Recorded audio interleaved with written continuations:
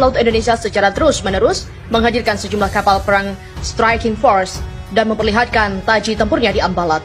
Sejumlah kri dari Armada 2 silih berganti mengawal teritori perairan Kaltara bersinergi dengan pesawat intai dan juga jet tempur TNI AU. Berita ini kalah seru dengan konflik di Laut Cina Selatan atau LCS yang melibatkan Cina dan AS. Bulan Februari di tahun ini, Malaysia memperlihatkan buku putih pertahanannya bagaimanakah strategi pertahanan 10 tahun ke depan. Namun titik perhatian kita adalah adanya tampilan peta baru teritori Malaysia dan memasukkan perairan Ambalat dalam wilayah teritori dan ZEE-nya. Secara geopolitik dan geostrategis, Ambalat adalah wilayah kedaulatan Malaysia menurut buku putihnya. Ketika buku putih itu terbit, sudah banyak kemajuan yang didapat dalam perkuatan militer Indonesia selama 10 tahun terakhir. Dulu, kekuatan alutsista kita tertinggal dari Malaysia dan jiran yang satu ini karena merasa menang dalam sengketa Sipadan dan Ligitan, lalu memperlihatkan keangkuhan militernya. Berkali-kali dengan arogannya melecehkan teritori Indonesia, bahkan ketika mantan presiden berkunjung ke Ambalat, pesawat mereka melintas di atas kapal perang yang dinaiki RI. Kondisi sekarang juga sudah terbalik, militer kita sudah jauh mengungguli Malaysia. Perolehan aset kapal perang baru kita meningkat signifikan, dan juga untuk matra udara dan matra darat kita banyak memperoleh aset-aset berteknologi terkini. Program Minimum Essential Force atau MEF yang digagas dan dimulai sejak tahun 2009 telah menghasilkan postur kekuatan TNI yang jauh lebih baik. Sementara, Malaysia hampir tidak terdengar berita memperoleh alutsista anyar dan berkelas. Pembangunan Fregat Maharajalela kelas ruwet dan juga terhenti. Pergantian helikopter jadul Nuri tidak terlaksana. Operasional jet tempur Sukhoi tidak maksimal. Bahkan ada kabar satu jet tempur Sukhoi-nya mengalami keletihan logam karena sering dipakai atraksi demo. Persoalan ketersendatan pembangunan militer Malaysia tidak terlepas dari gaya rezim terdahulu yang disinyalir banyak menyalahgunakan wewenang. Padahal ancaman terhadap teritori Malaysia di depan mata. Klaim Cina terhadap perairan LCS di Sabah banyak mempermalukan kerajaan. Setidaknya ada 89 kali pelanggaran yang dilakukan Cina, namun Malaysia tidak memberikan respon militer alias diam saja. Persoalan Sabah dengan Filipina juga mencuat belakangan ini. Berdasarkan catatan sejarah, Sabah bagi Filipina adalah wilayah bekas Kesultanan Sulu dan ini juga merupakan keancaman teritori kedaulatan Malaysia. Perkuatan militer Filipina saat ini juga harus diantisipasi Malaysia meski tujuan utamanya adalah untuk menghadapi Cina di LCS. Bisa jadi militer Filipina menjadi kekuatan penggentar untuk konflik Sabah kelak. Hampir semua negara ASEAN meningkatkan belanja militernya sementara Malaysia tertatih-tatih melakukannya. Persoalan kemelut politik di Semenanjung yang masih ruwet menyita energi konstruktif untuk negeri serumpun itu.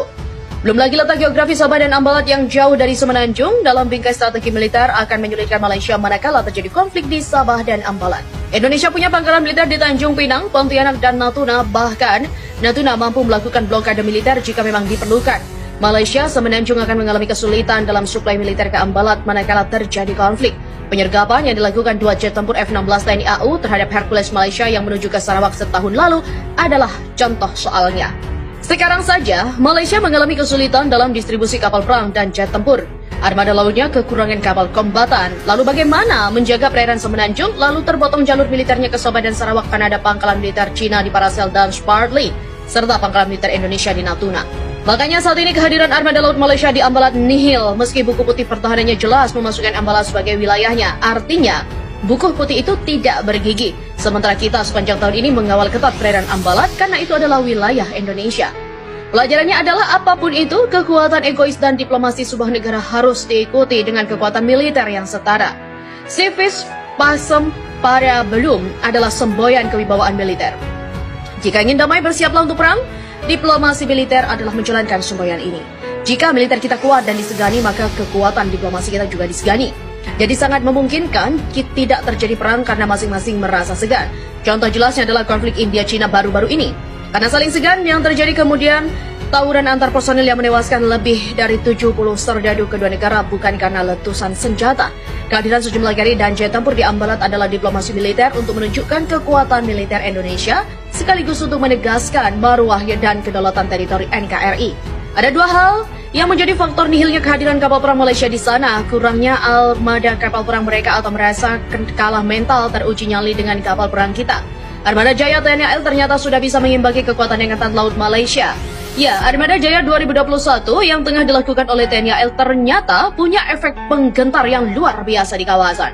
Boleh percaya atau tidak, Indonesia melalui TNI AL mempunyai kapabilitas menggeser pasukan paling besar dan cepat se-Asia Tenggara. Pergeseran pasukan ini juga jelas sangat penting di mana TNI AL akan dengan mudah memindah-mindahkan kekuatan militer Indonesia di segala penjuru negeri. Maka mereka juga dilengkapi dengan kapal perang KRI jenis LPD dan LST untuk mengangkut material tempur kemanapun ke seluruh wilayah Indonesia. Contoh dalam Armada Jaya 2021 ini, TNI AL dengan mudahnya mengangkut ribuan prajurit Korps Marinir menuju Dabo Singkap Riau. Bukan hanya prajurit saja, tank amfibi, artileri, helikopter hingga logistik sekalian dibawa. Dan ini juga sangat ringkas dan cepat dalam sekali jalan. Hal inilah yang membuat Filipina kesengsem dengan cara TNI AL memindahkan pasukan berjumlah besar dalam sekali waktu. Makanya Manila memilih membeli SSP PT PAL dan kegunaannya sama persis dengan LPD TNI AL, yakni menggeser material tempur ke sana kemarin.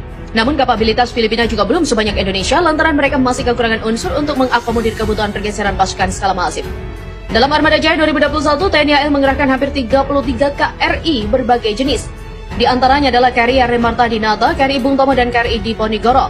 Dikutip dari @TNI_Angkatan_Laut, ke-33 KRI itu membentuk informasi tempur di mana kapal korvet, KCR, dan light frigate mengawal LPD mengangkut pasukan pemukul Korps Marinir yang nantinya akan melakukan pendaratan amfibi di Dabo Singkap, Kepulauan Riau. Tapi siapa sangka, bila kekuatan yang dikerahkan TNI AL di Armada Jaya 2021 ini sudah bisa mengimbangi kekuatan Angkatan Laut Malaysia. Dikutip dari Seaforce, AL Malaysia sendiri setidaknya TLDM memiliki 3 frigat, 2 kapal selam, dan 6 korvet sebagai striking force utama mereka. Kemudian ada 10 OPV dan 18 fast attack craft. Jika total, dengan penghitungan kasar maka cuma ada 39 kapal kombatan AL Malaysia yang aktif. Namun patut diingat bahwa 33 unit KRI yang dikerahkan TNI AL belum di titik maksimal. Masih ada unsur-unsur TNI AL lainnya yang ikut Armada Jaya 2021. Dan Indonesia menang telak dari Malaysia soal alutsista ini. Jadi pantas menjadi negara dengan militer terkuasa ASEAN. Indonesia saat ini menduduki peringkat 1 sebagai negara dengan kekuatan militer terbesar se-Asia Tenggara berdasarkan rilis Global Firepower. Dilihat dari peringkat keseluruhan di dunia, Indonesia berada pada urutan 16 dunia, masih berada di atas Australia dan Israel. Ada beberapa faktor yang menjadi dasar penilaian peringkat kekuatan militer dunia termasuk jumlah personil militer, jumlah alutsista, dan beberapa faktor lain. Prestasi Indonesia yang saat ini menjadi negara dengan kekuatan militer terbesar di Asia Tenggara melampaui negara-negara tetangga seperti Malaysia dan Singapura. Bahkan Malaysia ada di peringkat 44 dunia versi Global Firepower. Jika dirinci dari sejumlah alutsista dan personil militer, Malaysia memang masih kalah jauh dibanding dengan Indonesia. 322 unit tank, 1.430 unit kendaraan lapis baja, 153 unit artileri self-propel, 366 unit artileri derek, dan 63 unit proyektor roket.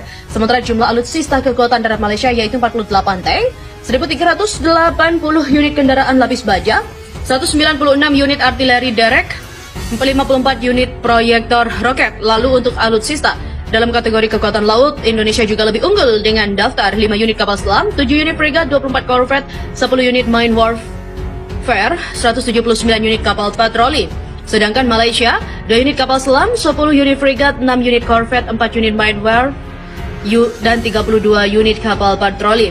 Selain itu, dalam jumlah alutsista kekuatan udara, Indonesia juga masih unggul, yaitu 41 pesawat tempur, 38 unit pesawat serangan khusus, 64 unit pesawat angkutan, 17 unit pesawat misi khusus, 1 armada tanker, 188 unit helikopter, 15 unit helikopter serang, dan 109 unit pesawat latihan. Selain itu, jumlah alutsista Indonesia juga unggul dalam jumlah personil militer.